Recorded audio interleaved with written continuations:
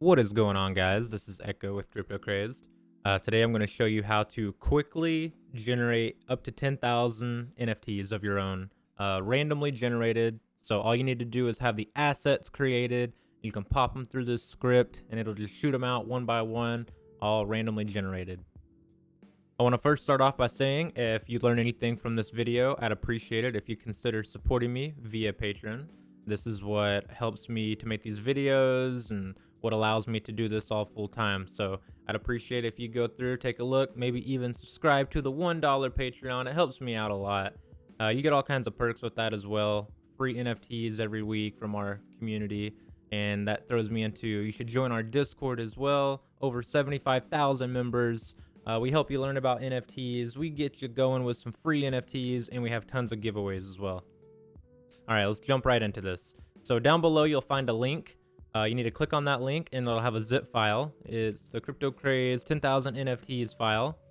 You need to have a program that can unwrap this. So once you extract this file, you'll be greeted with these three files right here.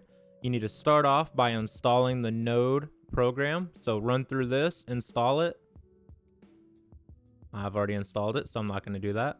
And then right after that, you need to download this program right here called Visual Studio. So go through this launcher and set up, and be sure to get that all set up. And it might ask you to restart your computer. If it does, I would probably do that before continuing on with the video. And then the last folder you'll be greeted with is this Hashlips Art Engine folder.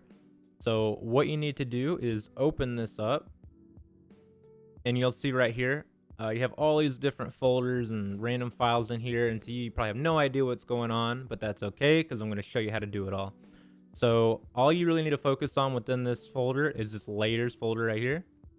So if you open that up, you'll notice it just has one little lonely file in here, which just leave that there. Don't touch that.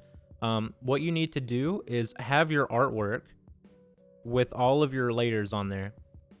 So I'm going to use one of my projects as an example. So you need to have a folder with the different assets for your file in separate folders. So for instance, like the different backgrounds, I have all these different backgrounds, the bottoms to my characters.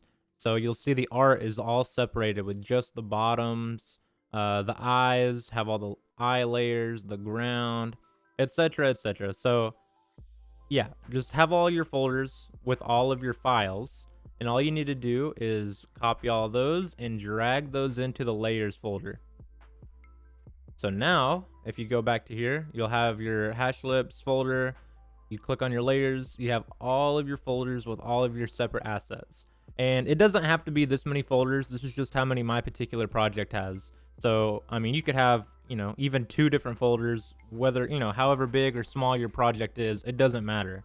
As long as all the files are PNG files or transparent, and they're all in the separate folders. So all right, so now that you have all of your NFT assets copied over into the Hashlips engine folder, you can go ahead and minimize these. And now we need to open up the Visual Studio that you installed earlier.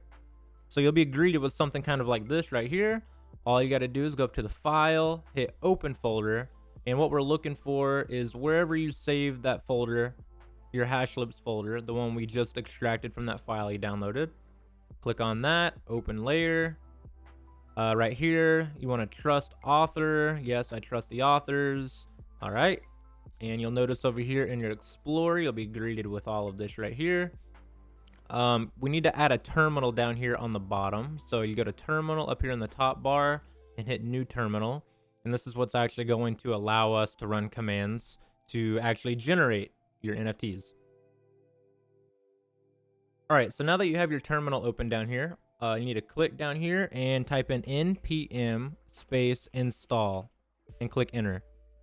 And this is going to run through all kinds of stuff. And what this is doing is installing all the necessary assets that you'll need to even use this. You can just disregard right here if it has vulnerabilities. It's fine. All right, so now that you've run the install command, it'll go through its thing, install the assets necessary for this to work.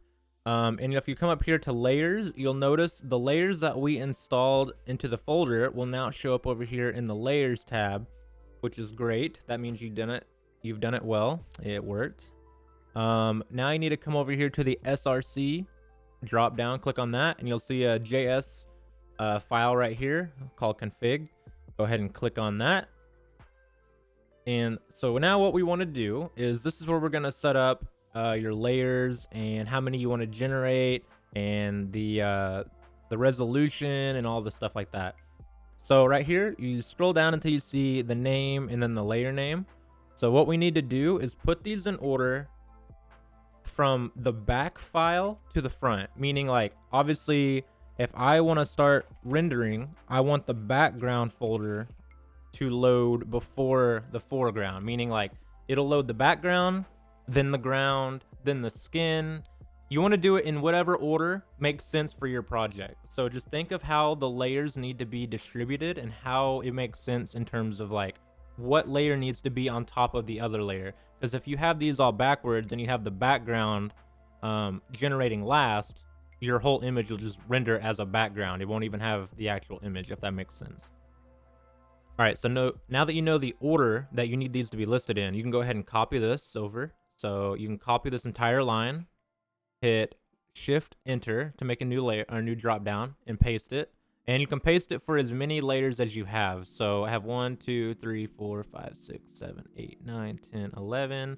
So I can just go ahead and do this 9 more times. So 1, 2, 3, 4, 5, 6, 7, 8, 9.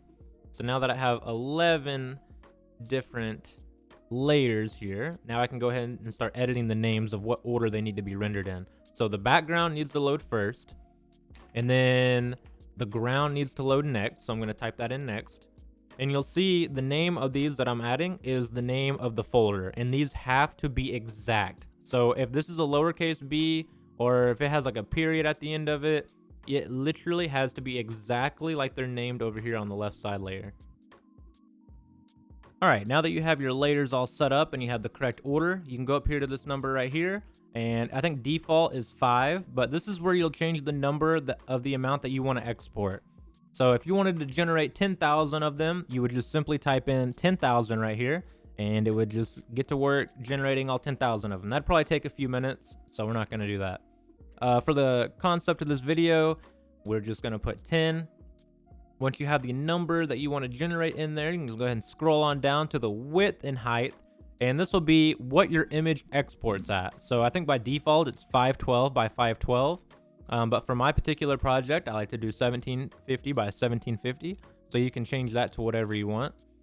Now, before we actually start rendering these, you need to go up here to File and hit Save. Always save before you render, or it might mess something up. It might not load. Yeah. So now what you want to do is come back down here to your terminal where we typed in our previous commands. And you want to type in npm space run space generate. And it's as simple as clicking enter, and you'll see the code doing its thing.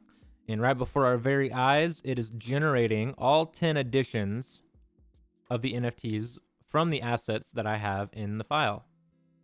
So now you're probably asking yourself, okay, it generated them. Where are they at?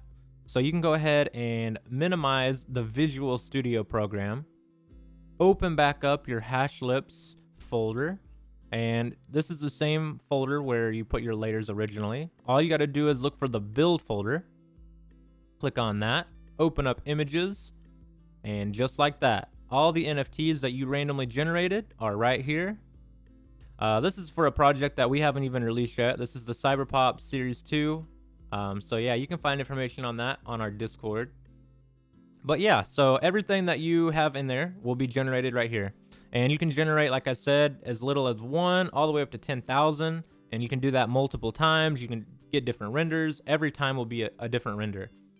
So I hope you learned something from this video. If you would hit that like button and subscribe, I'd really appreciate it. I'd also appreciate if you'd check out the Patreon. Even supporting at $1 just helps me out tremendously.